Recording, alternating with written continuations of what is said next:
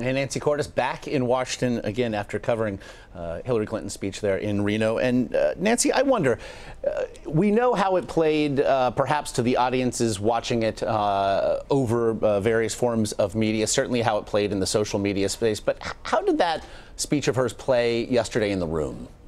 Well, obviously, this was a crowd that was pro-Clinton, so they were right there with her the whole time. In fact, there were a couple of points where they actually gasped when she brought up certain things that Donald Trump had said or done that perhaps they didn't know about. For example, she noted at one point that Trump had retweeted things that white supremacists had said online.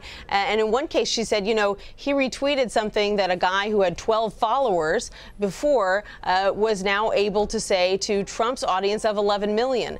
And so this was the kind of thing where, yes, she has made bits and pieces of this argument before, but when she put it all together, certainly the crowd that's behind her loved it. The question is, will Republicans, who were her true audience yesterday, Republicans who are wavering, who perhaps are uncomfortable with Trump, but still uncomfortable with Hillary Clinton, did she make them fear a Trump presidency enough to be willing to pull the lever for her? Well, and to that point then, if she was looking to perhaps set the choice, the zero sum in front of those moderates, this is with whom you will be linked. She used the alt-right movement for that purpose.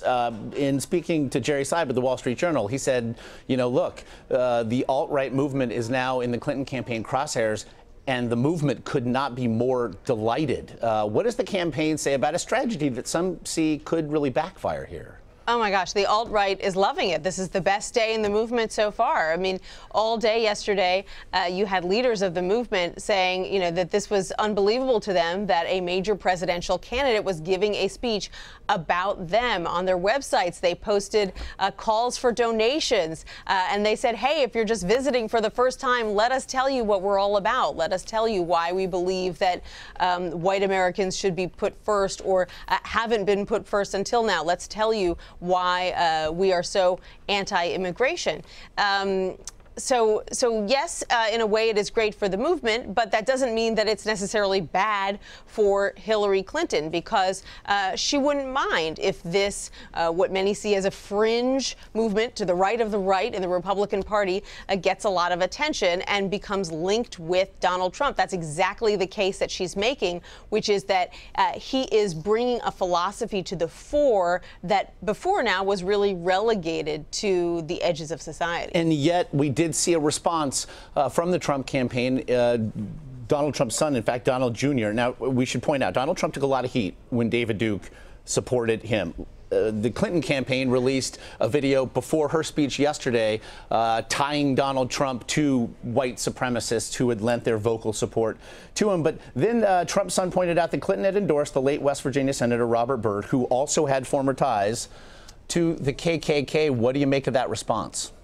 Well, there is a distinction between Robert Byrd and David Duke, who both have KKK ties, but Robert Byrd denounced his ties, said he was very embarrassed about that time in his life, and that this was something that was like an anchor around his neck his entire life, including throughout his distinguished Senate career.